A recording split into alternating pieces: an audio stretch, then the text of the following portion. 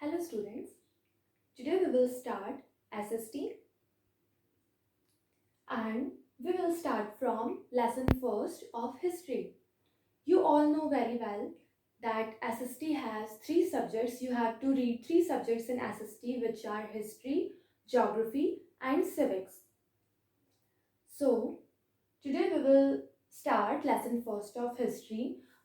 You have read about the ancient history in class 6th, about the medieval history in class 7th, and now in class 8th we will learn and we will read about the modern history. Okay, so the name of lesson number 1 of history is Advent and Expansion of British Power in India. किस तरह से British हमारी country में आए, क्यों आए और कैसे उन्होंने अपनी पावर को और ज़्यादा बढ़ाया यानी उसे एक्सपांड किया, अपने एम्पायर को और ज़्यादा मजबूत बनाया इंडिया में, ये हम इस लेसन में जानेंगे. So as you have already read in class 6 कि अलेक्जेंडर ने जब हमारी कंट्री पर इन्वेजन किया था, जब अलेक्जेंडर ने हमारी कंट्री पर आक्रमण किया था, उसके बाद की हिस्ट्री में हमें बहुत सारे कॉन्फ्लिक्ट्स दिखाई देते हैं, बहुत सारी लड़ाइयाँ दिखाई देती है कि जो फॉरेनर्स थे, जो फॉरेन इन्वेडर्स थे, उन्होंने हमारी कंट्री पर अटैक किया, कुछ लूट कर ले गए, कुछ यहीं पर रह गए और हमारे ऊपर शासन किया. सो ऐसा क्यों हुआ, फॉरेनर्स क्यों हमारी कंट्री में आए? Because India was a rich source of resources.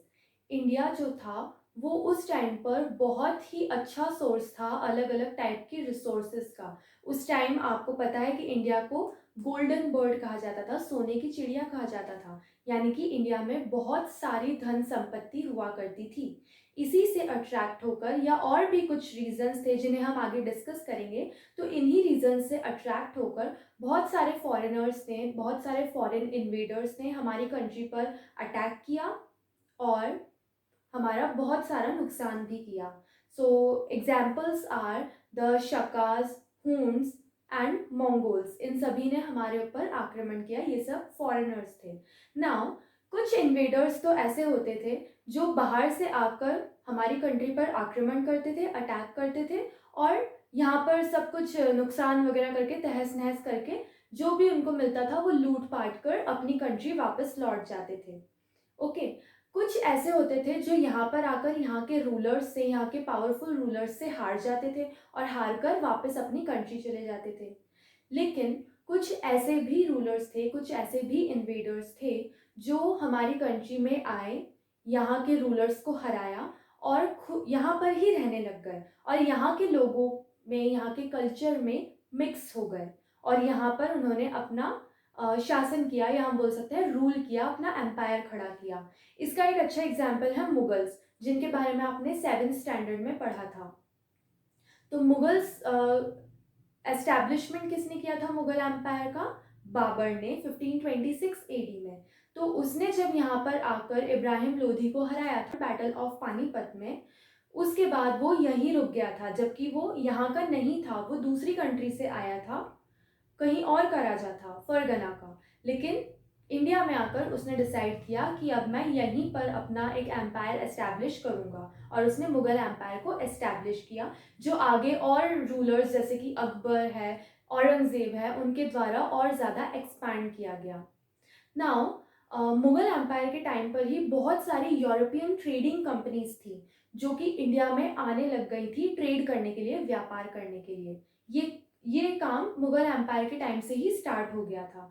Okay, सो उन ट्रेडिंग कंपनीज ने पहले तो ट्रेड करा, इंडिया के साथ व्यापार ही करा, लेकिन बाद में उन्हें इंडिया के पॉलिटिकल अफेयर्स में इंटरफेयर करने की आदत हो गई. उन्हें लगने लगा कि इंडिया की कंडीशंस इतनी वीक हैं, तो क्यों ना हम इसका फ़ायदा उठाएं और यहाँ पर हम अपना शासन करें. और ये काम करने में ब्रिटिश सक्सेसफुल हुए थे. ओके, अंग्रेज़ ये काम करने में सक्सेसफुल हुए थे. उन्होंने हमारी पूरी कंट्री पर कब्जा किया और यहाँ पर बहुत सालों तक शासन भी किया. हम अंग्रेज़ों के गुलाम बने रहे बहुत टाइम तक. लेकिन फाइनली बहुत सारे जो फ्रीडम स्ट्रगल्स हुए, जो स्वतंत्रता का आंदोलन हुआ था, फ्रीडम मूवमेंट हुआ था, उसमें बहुत सारे लोगों ने पार्टिसिपेट किया और उन लोगों के कंट्रीब्यूशन की वजह से ही हमें 1947 में आज़ादी मिली. ओके, सो हम ब्रिटिश कैसे भारत में आए, यहाँ से लेकर हम सीधे अपने इंडिपेंडेंस तक जाएंगे। 8th क्लास में हम हिस्ट्री में यही पढ़ेंगे। ओके, हमारी मॉडर्न हिस्ट्री उस टाइम से स्टार्ट होती है जब यूरोपियन पावर्स ने हमारे ऊपर अटैक करना, हमारी लैंड को कैप्चर करना स्टार्ट कर लिया था। अराउंड उसी टाइम से हमारी मॉडर्न हिस्ट्री स्टार्ट होती है, जिसे हम बोल सकते हैं कि अराउंड 18 या 19 सेंचुरी से हमारी मॉडर्न हिस्ट्री, इंडिया की मॉडर्न हिस्ट्री स्टार्ट होती है। लेकिन यूरोपियन कंपनीज या यूरोपियन कंट्रीज जो थी वो भारत में आनी, भारत के साथ ट्रेड करना उन्होंने बहुत पहले से ही स्टार्ट कर दिया था। जैसे कि अभी हमने देखा कि मुगल्स के टाइम से ही ये जो ट्रेडिंग कंपनीज थी वो इंडिया से ट्रेड करती थी, तो वो इंडिया में ऑलरेडी आ चुकी थी। सो हमने देखा था कि मुगल्स जब इंडिया में आए थे, एस्टैब्लिश हुए थे through the first battle of Panipat in 1526 AD. Babur ने इब्राहिम लोदी को इस बैटल में हराया था और मुगल एम्पायर का एस्टैब्लिशमेंट इंडिया में किया था।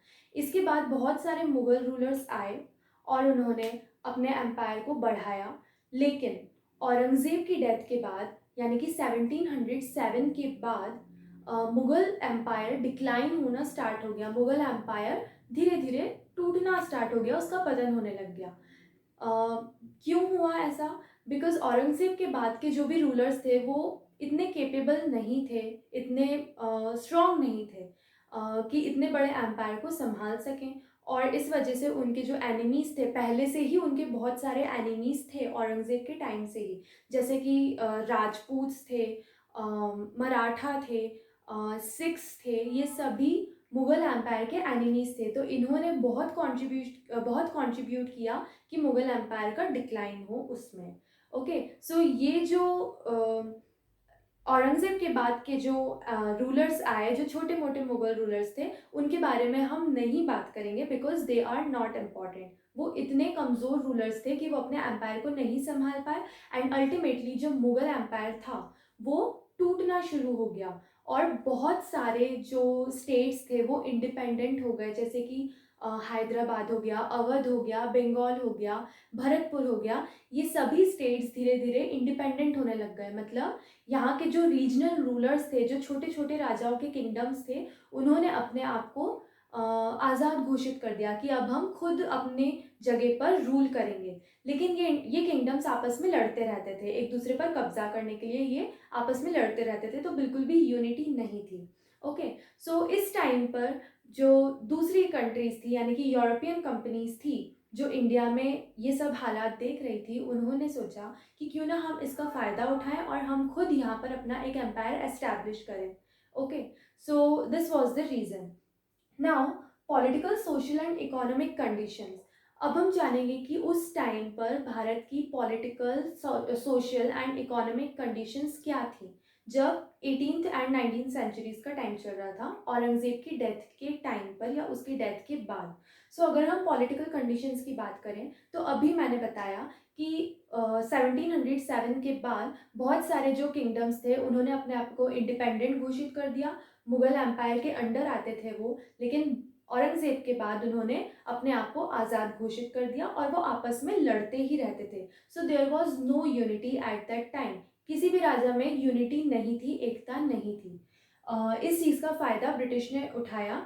मराठा जो थे उनकी पावर ज़रूर बड़ी थी, लेकिन अहमद शाह अब्दाली जो एक अफ़गान रूलर था उसने इंडिया पर आक्रमण किया था और मराठाओं के साथ उसका युद्ध हुआ था, third battle of Panipat. Okay, so इस बैटल में मराठाओं की हार हो गई थी और उनकी पावर पूरी तरह से ख़त्म हो गई थी। सो मराठा जो थे वो कुछ टाइम के लिए ज़रूर एक पावर बनकर, एक पावरफुल किंगडम बनकर उभरे थे, लेकिन इस बैटल की वजह से, थर्ड बैटल ऑफ पानीपत की वजह से उनकी पावर ख़त्म हो गई थी।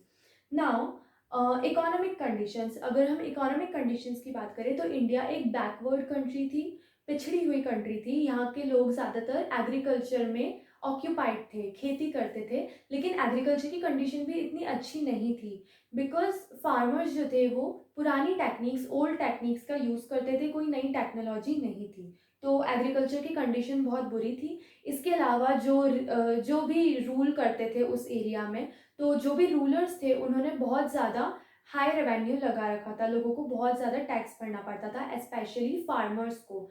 तो इस वजह से भी फार्मर्स की कंडीशन बहुत ज़्यादा ख़राब थी। तो हम बोल सकते हैं कि India was economically a backward country.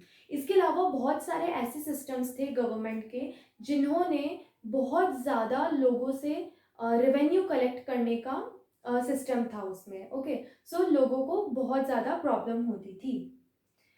Social condition की बात करें तो सोशली भी इंडिया एक पिछड़ी हुई कंट्री थी। यहाँ पर बहुत सारे रिलीजन में लोग बटे हुए थे, बहुत सारी कास्ट में लोग बटे हुए थे और अलग अलग लैंग्वेज बोलने वाले लोगों का ग्रुप भी अलग अलग बटा हुआ था, जो हमें आज भी इंडिया में देखने को मिलता है। लेकिन इंडिया में जो कास्ट सिस्टम था, जो जाति व्यवस्था थी, वो बहुत ज़्यादा रिजिड थी उस टाइम पे। मतलब ऊंच नीच का भाव बहुत ज़्यादा था उस टाइम लोगों में, कि जैसे हम बोलते हैं कि ब्राह्मण जो हैं वो ही सबसे सुपीरियर हैं, और जो शूद्र है, मतलब जो खेती कर रहा है इंसान या जो साफ सफाई कर रहा है, वो उसको अछूत ही समझा जाता था। ओके, उसको बहुत नीची जाति का समझा जाता था। तो ये जो कास्ट सिस्टम था वो बहुत रिजिड था। इसके अलावा भारत में बहुत सारे सोशल इविल्स यानी कि बुराइयां भी थी, जैसे कि सती सिस्टम में ऐसा होता था कि कोई आदमी मर गया तो उसके साथ उसकी जो वाइफ होती थी उसको भी जलाया जाता था। Okay, so that was Sati system. इसके अलावा पर्दा प्रथा, पर्दा सिस्टम, चाइल्ड मैरिज, बाल विवाह, पॉलीगैमी यानी कि बहु विवाह, एक आदमी एक से ज़्यादा शादी कर सकता था। इसके अलावा सुपरस्टिशियंस यानी कि अंधविश्वास भी बहुत ज़्यादा फैला हुआ था। तो इन सभी बेसिस पर हम कह सकते हैं कि politically, socially and economically India की कंडीशन बहुत ज़्यादा ख़राब थी 18th सेंचुरी में। ओके, सो इन सभी सिचुएशंस का फ़ायदा उठाने की सोची यूरोपियन कंट्रीज़ ने, कि हम ऑलरेडी यहाँ पर ट्रेड कर रहे हैं लेकिन हमें और ज़्यादा फ़ायदा हो, इसलिए हम क्यों ना यहाँ पर खुद ही कब्जा कर लें और खुद ही इन लोगों पर शासन करें। वैसे भी वहाँ पर हमारे कंट्री में कोई यूनिटी नहीं थी, सब किंगडम्स आपस में लड़ते रहते थे। तो अगर कोई भी कंट्री बाहर से आकर हम पर आक्रमण कर भी लेती तो यहाँ के रूलर्स उसका सामना नहीं कर पाते। Okay, now why Europeans came to India. अब हम जानते हैं कि यूरोपियन क्यों इंडिया में आए। सबसे स्टार्टिंग में जब वो मुगल एम्परर्स के टाइम इंडिया में आए तो वो क्या सोचकर आए थे, क्यों उन्हें ट्रेड करना था। पहला रीज़न तो ये था कि यूरोपियन कंट्रीज़ में ठंड बहुत ज़्यादा होती है। ओके, हम देखते हैं कि वहाँ पर बर्फ़ गिरती है। सो वहाँ पर इतनी ज़्यादा अच्छे से एग्रीकल्चर नहीं हो सकता था, या फिर हम कह सकते हैं कि स्पाइसेस का जो एग्रीकल्चर है, मसालों का जो खेती है, वो वहाँ पर अच्छे से नहीं हो सकती थी। और हमारे इंडिया में बहुत पुराने टाइम से, एंशिएंट टाइम से हम स्पाइसेस का यूज़ करते हैं, मसालों का यूज़ करते हैं अपने खाने में।